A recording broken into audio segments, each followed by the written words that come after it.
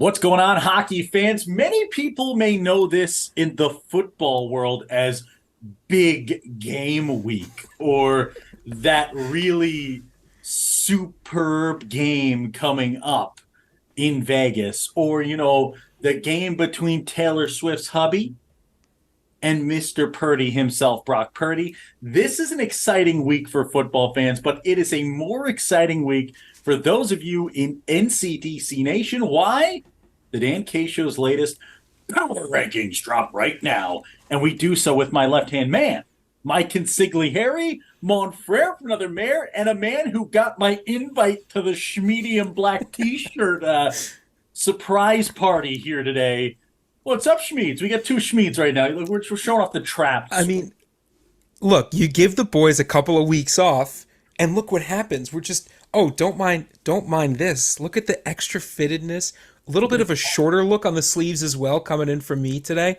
It's a record 48 degrees in New Jersey right now, so I'm living the good life. Even this nice little Dunedin Blue Jays hat, courtesy of Dan K, will say it's about a little too tight for the dome. Need that 8-inch hat, but I will give you this. I'm starting to fall in love with this style of hat a little bit more, so you might be seeing a few more of them on the show. Also, D for Dunedin Blue Jays, D for Dan K Show. To those of you watching at home, feel free to just pepper the inboxes of at Dunedin Blue Jays. That's at Dunedin Blue Jays on social media. The Dan K Show wants to broadcast games for the Dunedin Blue Jays this year. We're asking you all to pepper those DMs, tell them that there's no one better than us. You could tell them something real, like, I love listening to the Dan K Show call a game. You could also tell them, hey, Dan K saved my cat from a tree once. I saw it happen. You could tell him Lucas Jones once swam through an alligator-infested swamp to save a beautiful, beautiful gosling. Make up whatever story you want, true, false, whatever, but reach out to the Dunedin Blue Jays and let them know they found their next broadcasters, and they're right here. Look at us go. Lucas, though, there's bigger fish to fry right now, and those fish are NCDC teams. We need a top 10 in the power rankings. How tough was it for us putting this together this week?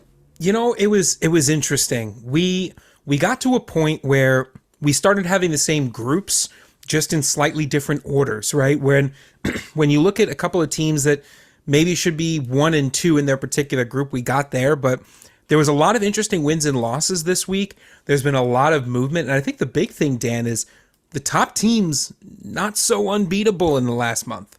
Yeah, and I think before we get into the top 10 teams out there, let's talk about some of our top scorers. The leading point getter right now in this NCDC division, the PAL Junior Islanders' very own Ty Broad. This guy has a ring from last season, trying to add more hardware to the trophy shelf this season. 21, 37 for 58 total points. Your goal scored leader, Parker Osborne, who has been parking pucks in the back of the net better than anybody. 30 goals in a year, trailed only by Cam Bergman with 28 from the Rockets Hockey Club.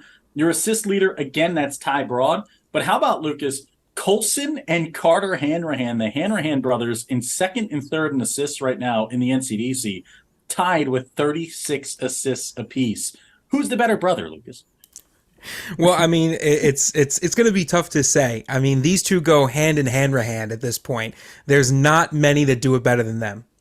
Heike Virtanen, your leading power play goal scorer with 11 power play assists. Ty Broad, 20 power play assists on the year, and a 5-way tie for shorthanded goals scored for Jonas Dobnig, Michael Markowski, Cam Bergman, Braxton Powers, and Ty Broad, all with 3. Your game winner award right now, Jake Cavanaugh, the South Shore Kings, and Braxton Powers, each with 7 game winners apiece. Let's get into it, Lucas. We'll talk goalies on the next NCDC Power Rankings. We'll talk about them as we rank these teams. At number 10, getting that first spot, and the first time this season they've cracked the top 10, the Rockets Hockey Club. And this is an interesting team, Lucas, here. A team with a losing record, a team giving up more goals than anybody in the NCDC, but a lot of success against some powerful foes. Yeah, I mean, you can look at the stats, right? You can look at the points, the record, the goal differential, but let's turn our attention to the actual games that got played. Wins against CJR, PAL, Mercer, right? These are top 10 wins all up and down the board. So while the Rockets Hockey Club may be a confusing team to try to figure out and predict because they have losses against Hitmen, CJR, Mercer, lots of split series, 2 losses against South Shore. You can't deny that the right pieces are there. They are winning big games. And the big story, I mean, the right pieces are between the net and Chase Hale and Jacob Hanlon, both guys who we've seen had tons of success in junior hockey, but they're not having success thus far this season. It's been a tough go of it. It's been a lot of opportunity, a lot of chances. They're seeing a bunch of shots. The Cam Bergamins of the world, though, the Jonah Coprays, the Nicholas Delgaizos, the Dobniks, the Blantons, this is a team that has a lot of guys who have been there. Talk about Evan Pejos, who is a guy. Pejos is just an absolute difference maker we've been talking about for years. He's in his age-out season with 18 points, 9-9 on the year from the left wing position. This is a team that can do everything you need to win come playoff time. And I'll tell you what, right now, it would look like PAL, the PAL Junior Islanders, will have to face off with this Rockets Hockey Club team potentially in the first round of the Dunedin Cup playoffs. I don't think the Islanders want anything to do with seeing this Rockets side and Coach Curzon.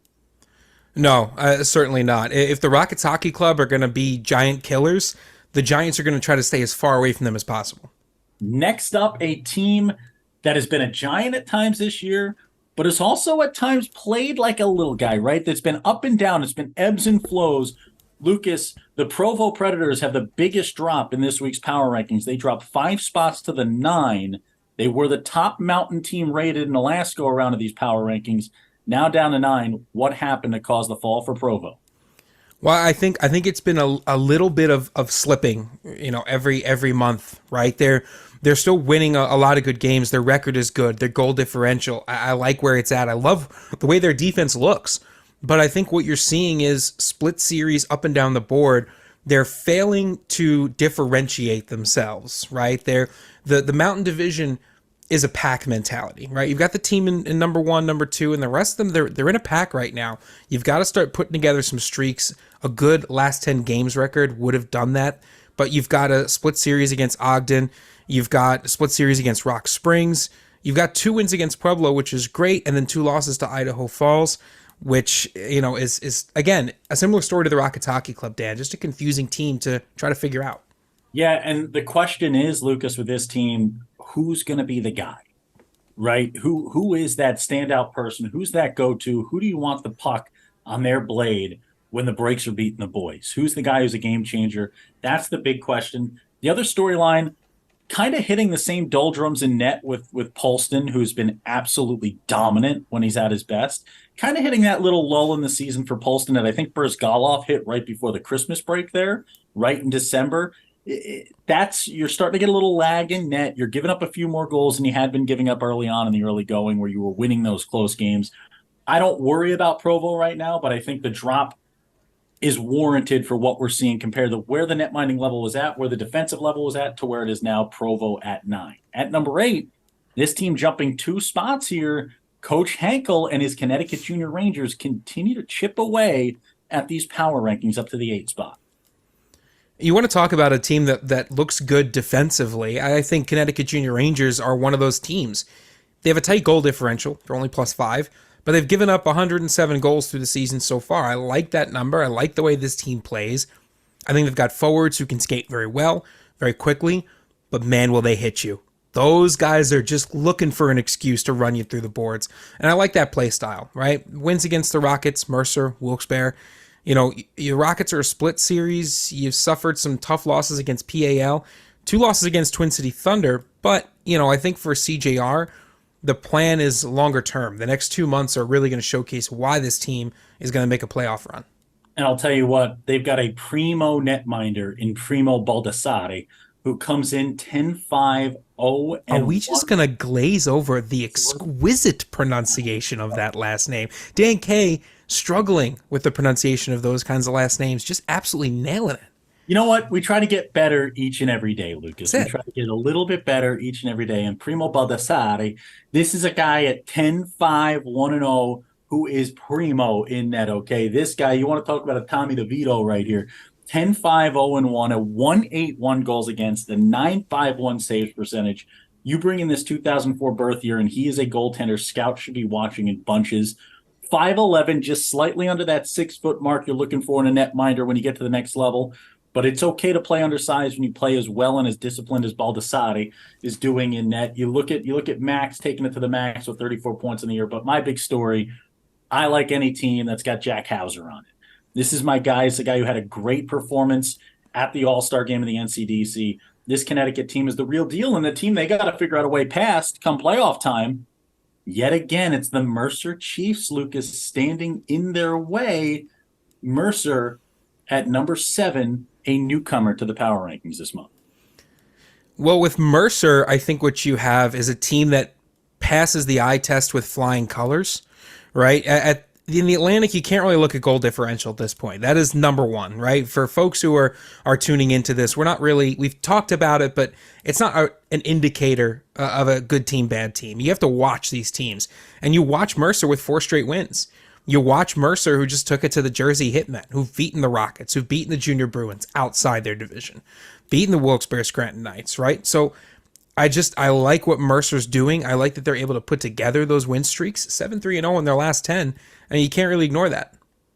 Yeah, this team's shining bright like a diamond, a Gregory diamond, Lucas. This guy's a diamond in the rough, if you ask me, because this is a Mercer team that is going to have to get rougher in the way that they're playing. You look at their netminder and Dominic Gatto. This kid has been lights out, 15-6, 1-1 between the pipes. A 2.89 goals against average. Not the greatest of all time, certainly not the worst of all time. A good spot to be at 2.89. If you can score 3 goals a game and win, that's a good sign for a hockey team. That's a winning hockey team right there, right?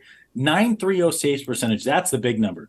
To be stopping 93% of the shots faced and have a 2.89 goals against average, you're seeing a lot of shots, Lucas. You're seeing a ton of shots. That's the storyline. 957 shot attempts on this netminder. He's had to make 890 saves already in 23 games played. The storyline for Mercer, got to get physical, got to get in the shooting lanes, got to block some shots, and got to make things a little bit easier on the great Dominic Gatto between the pipes. But this is a team, Mercer, we heard about him last week. We talked about Mercer a little bit. This team is ice cold. They got me a victory in my game of the week pick. I did pick Mercer. I got that W. That was a big one and gave me the lead in the Pick'em, a very strategic week for Dan K and Pick'em. And next up, a strategic move here. The Utah Outliers dropped back 1 spot from last month's go around of the power rankings to 6, Lucas. The Outliers in the Mountain Division, let's talk about them. I think just again, failing to differentiate themselves to have that standout month. 6-3-1-0 in their last 10. Not bad. Plus 36 goal differential. The more key number is 105 goals against, right? In a division that features teams with high-powered offenses, to have a defense that looks like that is pretty critical. Again, I just don't like to see these split weekends. And I know that they play longer weekends out there. I know that there's a lot more travel. I know there are other factors. But when you're starting to talk about movement in the top 5, when you're starting to talk about those elite NCDC teams, you have to start coming away with sweet weekends, even though they might be 3-game sets. Yeah, you drop one to Rock Springs in OT, you drop one to Pueblo, you drop one to Ogden, you drop one to Provo. Everybody beats everybody in the mountain, and we're aware of that. But when you're starting to differentiate yourself, like you said, Lucas, top 5 in the power rankings, you need something on that resume that stands out. You need to kind of kick the door down. I just don't know if Utah's doing it for me right now in the kicking the door down category. But I'll tell you who's put a wall up. It's funky cool Phil Rondina in the net for this Utah team. This guy, since we saw him in Idaho Falls, has just continued on a torrid pace. 934 saves percentage, a 201 goals against, 2 shutouts on the season, 15-5-0-0. Goaltending University. That is the NCDC. If you are a college scout, every netminder who makes the move from the NCDC to the collegiate ranks, NCAA Division I, NCAA Division III, has had success in some way, shape, or form. Continue to come to the NCDC for netminding talent. That will certainly continue. We move to number 5, a team cracking the top 5 in the power rankings for the second time this year. The Utica Junior Comets up 2 spots from last month. This Utica team, they are sneaky good. And we've said this a couple of months now about this Utica side. At both the NCDC and the USPHL Premier levels, there is something about this Utica Junior Comets side that I just love watching. They are consistent. They are able to win back-to-back games. They put some good streaks together. They play good defense. They've got high-powered offense. Just like everything about them. And then all of a sudden you look at a team that's very quietly assembled a plus 28 goal differential, 6-4-0 in their last 10, and you think, well, if they're checking all these boxes, they're a top 5 team, and here they are. Yeah, and you look, Waylon Esch is doing enough in net to get the job done each and every day. It's a netminder that hit his doldrums, kind of similar to what we just talked about with Polston in Provo. He's kind of coming back out of that now. Gatewood, Fuji Suzuki, who's been stellar all season, Nico Benjamin. It's all about the Benjamins. Louis Kamiansky. Like, this is a team, Marc Lafrance. This is a team that has depth in scoring. This is a team that's got balance throughout the roster. They can pinch the D and make a play. They can play physical with you. They can win 1-0. They can win 8-7. They beat a little bit of everybody. Don't sleep on those 2 wins against Twin City. That's a Twin City team that's been a world beater. They've been beating a lot of teams of late. They've been a hot squad. They got one against South Shore, who's a team who has been in the top 2 all season long, 1 or 2 in these power rankings. They've got the resume in Utica. This is a team you don't want to be the 2 seed in the New England division. Hear me again. You don't want to be the 2 seed. South Shore and IHC, we'll be talking about one of them right now. That's IHC at number 4, Lucas. They dropped back 1 spot. They did get a shootout win over South Shore. Regulation lost to South Shore. Talk about the month the Islanders Hockey Club had with Coach Timmy K. Well, so the Islanders Hockey Club, and this is a team that, full disclosure, I was ready to break my rule on shootouts for this team. I mean, Dan and I talked about it. They were in a couple different spots throughout this process, ended 4 here. But you talk about differentiating, right? 3 wins against Northern, a team that just loves to throw that monkey wrench into a team's plans. A win against Twin City, Junior Bruins, South Shore Kings in that shootout. I was almost ready to disregard that shootout, right? And count it as a regulation win because I love this team so much. I love the way that they're playing defense. I like the way that they can compete in close games. I think that they have a lot of the tools that they're going to need to make a really impressive run, not just in the playoffs, but for that very shiny trophy at the end of the season. I am about to make a big statement here about IHC. In what we call goaltender university, who do I think is the best netminder? Who, if I had 1 game to win, would I put between the pipes right now? It would be Frank Murphy of the Islanders Hockey Club. Yep. 19-5, 2-1, 5 shutouts this season, 2-1-2 goals against, a 9.33 saves percentage. That's the difference maker. I think Frank Murphy is the guy that if IHC raises the cup this year, it's because of Frank Murphy. They're going to have to ride the back of who I think the best netminder in the league is. And I say that's so controversial because the next 3 teams all have goaltenders who could be in the argument for the best goaltender in the league. And Ogden at number 3, Lucas, they have a guy in the NHL draft watch list in Mr. Brzgalov. He's been cold in net. The Ogden Mustangs at 3 move up a spot. I think that is the great way to show what the difference is. A lot of times we say the difference between the top 3, I'll include the top 4 here, is great goaltending. And not just great goaltending, but a goaltender that you could look at him and go, hey man, you need to be perfect tonight. And they go, okay, got it. Mission received, right? And I think Brzgalov is that guy. I absolutely think that Murphy is that guy. And for Ogden, I think what puts them above here is that statement month. 3 wins against Idaho Falls, right? Beating Provo, beating Utah, beating that Rock Springs team. I don't mind the 2 losses. A loss to Provo, which has given Ogden, a lot of close matches this year, and overtime loss to Pueblo, right? We talked about this Mountain Division. How do you differentiate yourself? Consistently winning against teams, not dropping that odd game.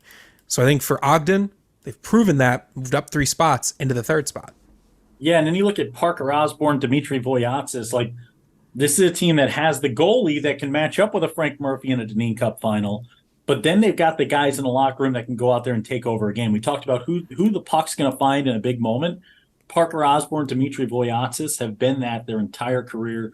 You add in guys like Brody Simcoe, Teddy Hember at the blue line, Casper Conradson, Kelvgard. This is a really deep Ogden team and a team I would not want to see come the postseason, especially not with that NHL draft watch list in a netminder in Vladislav Brzgalov. The Iceman is coming for you there. Let's go to number 2, Lucas. Number 2-1. This has been up for debate all season long. At number 2 this go around, the South Shore Kings. They stay at 2 as they were the last go around. it was a tough month for top teams, right? And normally when you talk about number one and number two, you don't see a lot of L's on the card. For South Shore, got beat by Twin City, Northern, IHC in a shootout, and a Utica loss. But you look at what they've done on the season, the body of work, things like 7 wins in their last 10 games, consistently beating, again, these top teams, going to war with IHC. And you look at the roster, and you just got to think to yourself that South Shore is a very easy contender for having to play one of these teams from the mountain for the Deneen Cup. They're a team that nobody wants to play regular season, playoffs, finals. They've got such a depth of talent, such a competent coaching staff, great organization from top to bottom. Dan, last week you talked about the social media for the South Shore Kings being incredible. And I just think they've got everything rolling in the right direction right now. You don't always want to call it the chip on the shoulder. I think that's sometimes a lazy media narrative that people use, but not saying it's not wrong. Hey, they want a chance at it, right? They want to go after it again. They want to raise that cup. Talk about Stack Nathan Stakowiak with 44 points, Kotaro Marase with 41, Jake Kavanaugh, Aiden Lindley, Salvatore Serrato. This is just a team. It doesn't stop coming after you, right? 22-4-1-1 for netminder Ryan Keys. 22 victories on the season. This kid's been that good. 2 shutouts, 9.30 saves percentage, 205 goals against average, and they would be the number 1 team in the league if it wasn't Lucas for Pal, who, if it's not the Rockets Hockey Club, seems like they can't lose. 3 letters that strike fear into the hearts of NCDC teams everywhere, except for the Rockets Hockey Club, would be P, A, and L. The PAL Junior Islanders, just dominant, right? You're looking at 82 goals against. The defense is outstanding. Netminding, outstanding. Offense, constantly working, constantly moving. Are they hitting a bit of a slump right now? Potentially. But with the expanded NCDC season, this might be the right time to hit it, right? You've got 2 more months worth of hockey to kind of figure out what's going on. They've lost 3 to the Rockets. And I think that they go back to the lab a little bit. They figure out what's going on. And like I said, they've got 2 more months of hockey to figure it out. But they've beaten IHC twice, CJR twice, Hitmen, Wilkes-Barre. They're just beating teams all up and down the board. I see no reason to drop them from number 1. And my favorite story, Lucas, is Nicholas Bevilacqua, who's a win away from setting the all-time wins record in NCDC history. He's going to play more games in net by the end of this season than any player in NCDC history. And this is a guy who started off his first season in the NCDC with 1 win. 1 win. It's not like he's not a, they talk about accumulation guys, right? Like guys that like Derek Jeter used to always get called out for this in baseball circles. Guys who just accumulate everything because they played forever. This guy ain't that. This guy in the last 2 seasons has taken a 1-win year in his first NCDC season and turned himself into the winningest goaltender in the NCDC. Nicholas Bevilacqua gets the commitment to Bentley. That's a huge moment for him. We congratulate him on that, and it's well-deserved, man. He has earned it in every way, and I guarantee he's going to have success at Bentley. I'm waiting for these other schools to wise up and get these other guys, the Ryan Keys of the world, the Vladislav Brzgalovs locked up. You got to go lock up the Frank Murphys of the world. There is so much net mining in this league right now. Then you look at Pound. We talked about the Hanrahan brothers, Colson and Carter, 36 assists for each of the Hanrahan brothers. Ty Broad leading the league in points with 58. Ryan Kearney with 45 points in the year, 16 of 29. Heike Vertanen, 23 goals. The big story, they just plant him in front of the net in a power play. DeCharo's power play is just an absolute thing of beauty with Vertanen out front. 11 goals for him on the power play this year, 40 points in the year. Ryan Franks, who, let's be frank, he could score 60 goals if you put him on a lot of teams. You put him on a deep squad like this, and he becomes a role player in 40 games played with 27 points. Devin Niles, Pavel Baranchuk, Dino Mineta. Dino Mineta, baby. Come on. Who else? Who else? Dan K's favorite defenseman in the gosh darn league, alongside Colson Hanrahan, his other favorite defenseman. You're talking about 2 guys that can just play each and every day. Lucas, I don't see how you get better than this PAL team right now in the NCDC, even with their recent struggles against the Rockets. No, I'd agree, right? I think it's a tight race 1, 2, and 3. I think IHC just looming, lurking in the background, just waiting for that right moment, right? Waiting to put together a couple of streaks and really show why they deserve to be in first place, right? I think the NCDC race right now is incredibly interesting, incredibly exciting. I'm excited to watch these next 2 months of hockey. I think that it's going to be incredible, especially from from a media perspective, but from a scouts perspective as well, to see this season extend throughout March, right? And get a little bit longer time to evaluate, get these playoffs and championships to kind of sit on their own. This is compelling hockey. And not just, like I said, not just from a scouting perspective, not just from a media perspective, but I mean, if you just like watching good hockey, the NCDC is one of the best. Well, folks, that'll do it for us. Feeling pretty cool right now here at the Dan K Show offices. Your top 10, the Pal Junior Islanders back at number 1 for the second straight month.